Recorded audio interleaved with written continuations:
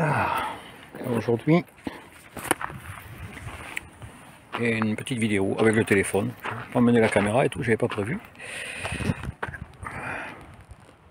Ouais, je sais, ça a dû pencher, j'ai pas fait gaffe. Il faut garder quand on commence à filmer à l'horizontale, il faut rester à l'horizontale. Donc voilà, le Toulouse est là-bas au fond. On est au bord du canal, ce rideau d'arbres là, c'est ce qui borde le canal. Et là, on est au parc de la ferme des 50. Donc ça va s'éclaircir d'après la météo, il fait entre 20 et 21 degrés, le vent est bien frais. Ce matin il y a eu des averses, ça fait plusieurs jours qu'il pleut, ça s'éclaircit, puis il pleut des averses toutes les heures à peu près. C'est pas trop, vous voyez. Le soleil est bien timide, donc on est au mois de septembre. Et au mois de septembre, eh ben voilà, ça y est, les vacances sont finies. Alors les grosses chaleurs, je sais pas vous, moi j'ai eu du mal à les supporter, mais bon, ça marchait. Il en fallait, il en faut. Il y a des gens qui étaient à la mer, qui avaient besoin de bronzer, de se faire plaisir, d'avoir bien chaud. Moi, j'aime pas ça. Et voilà. Donc, on va faire un petit bilan. Je vais mettre sur pause parce que ma cigarette est en train de s'éteindre. Je disais donc, parce que des fois quand on touche, ça éteint la caméra, je fais gaffe. J'ai oublié de prendre la perche selfie. Alors, petit bilan sur ce vélo. Le Bershka RX 80. Acheté le 1er janvier de cette année, de 2025. Et donc j'ai amélioré pour ceux qui ont suivi mes vidéos. J'ai donc tout démonté, toutes les articulations, etc., pour graisser tout ça. Caler avec des petites cales si c'était nécessaire, parce que je suis un chieur et j'aime bien que tout soit parfait. Je rappelle que j'ai remplacé l'amortisseur d'origine ressort huile qui n'est pas terrible et trop dur par cet amortisseur Meroka, c'est type D5 je crois. Donc gonflable, c'est excellent, c'est d'un confort, c'est royal. La suspension là à air, une fois que vous avez bien réglé le sag, c'est super. La fourche, elle, c'est une ressort huile avec un réglage de compression hydraulique ici sur 14 crans. Quoi d'autre? Bon, les freins qui freinaient pas terrible au départ, eh ben, je vais vous montrer. Maintenant ils freinent, sérieusement, ils freinent pas mal. Alors comme il est là ce vélo, on va regarder, démarre le compteur. Au dos, voilà, ce vélo a 1017 km. Voilà, 1017. Hop, on était là. 1017 km. Bon, j'ai fait des améliorations, tout ça, dont je parlais des freins. Les freins, ben maintenant ça freine. Je vous garantis que ça freine.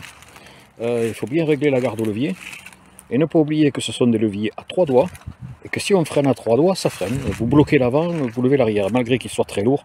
Parce qu'avec les sacoches pleines et tout ça, je l'ai pesé, il est à 40 kg. Donc voilà, que dire, la fourche elle s'est rodée. Bon là, le débattement, c'est pas exactement ce qu'il y a. Mais là, j'ai pas fait de trou et de bosse. Le débattement, il vient jusqu'ici à peu près. Alors ils annoncent 110 mm. Moi, j'ai trouvé un maximum de 65-70 mm de débattement. Mais ça suffit, hein. Ça correspond avec l'arrière. C'est bon, c'est confortable là. Ah oui, petite astuce. J'ai trouvé qu'elle devenait dure. Enfin, dure, ouais, sur les petits trous. En fait, il faut acheter de l'huile fine. Ou si vous en avez de l'huile fine, genre pour machine à laver autre. Vous en glissez une goutte là, autour, sur les deux joints, des deux côtés. Et vous pompez comme ça, pour la faire jouer, et ça lui rend sa fluidité. Donc de temps en temps, tous les 200-300 km, mettez un filet d'huile. Donc, je disais donc, ce vélo, un petit bilan, ça a filmé, et puis ça a craché. Donc vous voyez, pas de gaffe, je graisse tout, je fais attention, je démonte, je nettoie à chaque sortie. Mais là, ça fait 3-4 sorties que je ne l'ai pas nettoyé, parce qu'il pleut sans arrêt, donc vous voyez, la jante arrière est un peu sale. Il y a un peu de projection de flotte sur l'avant. Et là. Mais c'est pas méchant, finalement, les garde-boue, ils font bien leur boulot. Ils sont en tôle, peut-être ils auraient été plus légers en plastique, mais enfin en tôle, ils durent bien. Alors, attendez, je me pose, je commence. Voilà. Donc, comme je disais, amortisseur arrière remplacé par un Meroka, que je vous montre le type. Voilà, c'est un Meroka MR2. Allez, il n'y a pas de réglage hydraulique, mais c'est pas la peine. Il est comme il faut. Il est intermédiaire, niveau souplesse, retenue hydraulique, c'est bien. Donc les freins, je disais, les freins eh bien, qui freinaient pas terrible au début. Ben, en fait, ce sont des leviers 3 doigts. Et ce levier 3 doigts, si vous freinez avec 3 doigts, je vous garantis que ça freine maintenant. Là, à partir de 5 ou 600 km, ça s'est mis à freiner dur. Mais vraiment freiner dur. Et dans une descente, vous tirez 3 doigts sur le frein avant. ben, vous levez l'arrière, hein, bien qu'il soit lourd, parce que bon, je vous dis, il fait 40 kg sur la bascule. Avec les sacoches, bouteilles d'eau, machin, kit. J'ai carrément le sac à dos que je mettais avant avec quand je faisais du VTT avec le Sun, le sac à dos de VTT avec tous les outils dedans, bombe anti-crevaison, etc. Qui doit peser 3 kg, 3 kg et demi, il est dans cette sacoche à droite. Donc les 36 kg d'origine, on est à 40, sans problème, même plus. Alors qu'est-ce que j'y ai fait à ce vélo? Eh bien à ce vélo, en fait, pendant les 600 premiers kilomètres, j'ai dû reprendre 3 fois le réglage du dérailleur. Parce que l'indexation se déplaçait. Par exemple, vous vouliez passer en 4, il restait en 3. Puis vous mettiez un clic de plus, il sautait directement en 5, etc. Donc ça, c'est juste ici. Un petit réglage sur la tension du câble et ici sur les deux vis qui règlent son débattement. Et une fois, j'ai repris la fin de course. Ici, il allait trop loin, j'ai déraillé. Donc c'est cette vis qui permet de le ramener un petit peu. Bon bref, c'est pas grave. Donc ceci étant, je n'ai rien à dire sur la fiabilité. Je n'ai rien fait, je n'ai aucune panne. Ah oui, pour ceux qui ne l'ont pas vu, j'ai mis aussi un tube de sel suspendu. Donc ce levier permet de libérer le tube et ça monte à hauteur de pédalage. Et ensuite, avec votre poids, vous appuyez sur le levier, ça vous permet de descendre la selle à hauteur que vous voulez. Là, c'est au minimum. Je touche la pointe des pieds par terre parce que je ne suis pas très grand, mais ça va au moins quand je m'arrête, parce que sinon je suis bien emmerdé. Parce que vous remarquerez que si vous sautez de la selle, quand elle est, parce que vous avez, voilà, quand elle est à hauteur de pédalage. Donc ça fait quand même une certaine hauteur pour mon mètre 65. Et ben, quand vous sautez de là, quand mes pieds touchent à plat par terre, ben, je m'éclate les burnes sur cette barre. Vous voyez, donc on saute une voiture qui vous pile devant, qui fait n'importe quoi, vous sautez de la selle parce que vous n'avez pas le temps de lâcher le guidon, attraper ça, et vous vous éclatez les burnes là-dessus. Donc, on va, comment dirais-je, maintenant j'essaie d'anticiper, et quand j'arrive dans des zones où il y a beaucoup de monde ou autre, et bien carrément je baisse la selle, ne serait-ce qu'à mi-hauteur pour avoir au moins un pied par terre, pour éviter la gamelle. Autrement, donc à part reprendre 2 fois ou 3 fois le réglage du dérailleur, maintenant à 1000 bornes, j'en fais quasiment tous les jours. Je fais 20 à 30 km par jour pour le plaisir de balade. Là je suis passé dans les chemins de terre. Bon ça c'est le plus facile, mais il y a des endroits un peu gadouilleux, un peu bosselés, avec des racines, des trous, des cailloux, etc. J'y vais pas comme un fou, hein. Mais écoutez, j'ai rien à dire, rien, étant donné que j'ai repris tous les serrages, tous, partout, et mis du frein filet sur les vis qui me semblaient le nécessiter, je n'ai rien touché. Je n'ai rien touché sur ce vélo, absolument rien. Alors l'autonomie, avec la batterie de 960 watts, c'est 1 kW nominal. Le moteur, je l'ai remonté à 24 ampères, le contrôleur. Je l'ai remonté par réglage dans le menu à 24 ampères, je l'avais bridé à 20. Mais dans certaines côtes bien raides dans lesquelles je me lance maintenant, bon, il fallait... Alors, le maxi, c'est 25 ampères. D'origine, il est réglé à 25 ampères.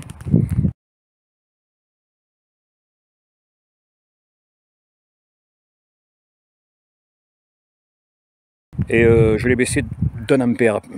C'est psychologique, c'est pour éviter qu'il soit au maxi. Donc, au maximum, il monte à 24 ampères. Donc, il a 880 watts, 890 watts. Ce que peut passer le contrôleur. Mais ça va, quoi. Qu'est-ce que je dis comme connerie? 1200 watts? Non, on est à presque 1100 watts. Faites pas attention, je suis pas bon en calcul mental. Donc voilà, et autrement, alors j'ai pu rentrer de nuit, à la nuit tombante, entre chien et loup, le phare éclaire vachement bien.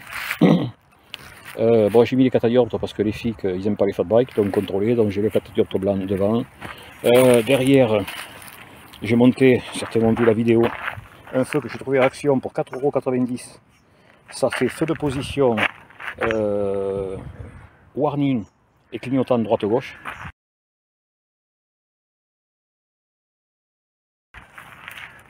Et vous avez la commande ici. Hein, clignotant droite, clignotant gauche, etc. Avec une petite LED qui vous le rappelle, m'a fait en plein soleil, ça se voit pas. Aujourd'hui ça se verrait, mais en plein soleil ça se voit pas. Et j'ai ajouté la montre que m'a offert un copain, c'est pour une moto, mais comme le guidon fait 22 mm, c'est bon. Et après, quoi d'autre? Le petit rétroviseur escamotable qui se replie dans le guidon. Bien pratique parce qu'au bord du canal c'est pas bien large, il y a beaucoup de monde. Et autrement, quoi dire d'autre? Eh bien que j'en suis super content de ce vélo, qu'avec cet amortisseur. Il est super confortable, mais vraiment. C'est un Pullman, en plus avec les gros pneus. Je roule à 1,3 bar de pression tout le temps, devant et derrière. J'ai vu là, Arnaud là, de 103 Mob Sport, qui lui il roule à 1 bar. Seulement à un bar, les risques de crevaison sont élevés. Il y a beaucoup d'épineux, de petits cailloux pointus ou autres, et je préfère rester à un bar 3. J'y ai mis du produit anti-crevaison dès que je l'ai reçu. Alors ce sont des pneus à chambre. J'ai mis du produit anti-crevaison, vous savez, le liquide, vous videz, vous dégonflez la chambre, vous videz la bonbonne, ça doit faire un quart de litre, 250 ml, dans chaque pneu une bonbonne, et vous regonflez, et ça fait anti-crevaison. Et j'ai trouvé des épines plantées que j'ai enlevées, ça faisait une petite boule de caoutchouc à l'endroit où il y avait l'épine. Donc ça répare tout seul. Et on perd 200-300 grammes, mais j'ai dans la sacoche, j'ai le compresseur portable. Encore un truc trouvé à Action pour là, c'est 19,90 €. Il est excellent, il me gonfle même la voiture, il me gonfle la moto, il me gonfle tout. Alors que dire de ce vélo? Eh bien, aucun problème. L'autonomie, quand je roule quand je suis avec la copine, on roule elle a une petite batterie, elle a 3 niveaux d'assistance. On les roule en assistance 1, ça nous fait du 16 km/h. À 16 km/h, on a fait jusqu'à 46 km. Je n'ai pas perdu un seul cran, une seule barrette de la jauge de batterie, qui en comporte 5. Donc 50 km. Et là j'ai rechargé, j'ai jamais eu beau. Et par contre, si je roule tout seul, donc à 25 puissance maxi, en faisant du tout-terrain ou autre, et en utilisant, bien entendu, la poignée d'accélérateur, ici, quand on est dans les trous et les bosses, pour pas que les pédales tapent dans les trous, ou sur les racines, on pédale pas, on en fait comme une moto. Je précise toujours, bridé à 25. Il y a trop de monde, c'est trop risqué avec un accident, donc je le laisse dans la conformité où il est homologué, 25 km/h. Et à 25, donc en tout terrain, beaucoup de poignées d'accélérateur, des trous, des bosses, souvent on est sur en première ou en deuxième vitesse, on n'avance pas, on est à 5 km/h. Et bien là, la première barrette sur 5, donc je répète, j'ai perdu une barrette au bout de 46 km. Une barrette au bout de 46 km. Et je précise, je roule toujours avec le phare allumé, qui est du 48 volts, je ne sais pas combien de watts, mais ça consomme. Donc sans le phare, je ne vous dis pas. Ah oui, j'ai oublié de préciser, j'ai rajouté aussi, comme le feu d'origine, je remonte pour ceux qui n'ont pas vu, est ici. Je cherche le petit bouton, hop. Donc, ça c'est le feu d'origine, monté sur des piles CR2032, ou en position fixe. Et que ben souvent, je me dis que le jour où je voudrais m'en servir, c'est parce que je ne m'en sers pas souvent la nuit, et ben j'aurai plus de piles. Donc j'ai fait un montage ici. J'ai commandé sur AliExpress des bandeaux LED rouges et que j'ai relié avec un câble qui vient ici à l'alimentation, à la prise USB qui est sous le tableau de commande. Donc un par ici pour alimenter le téléphone, GPS ou caméra, et l'autre par alimenter par cet interrupteur, tac, les bandeaux LED qui sont derrière. Voilà. Donc évidemment en plein soleil, là en plein jour ça se voit pas beaucoup, évidemment, mais je vous garantis que la nuit ça se voit.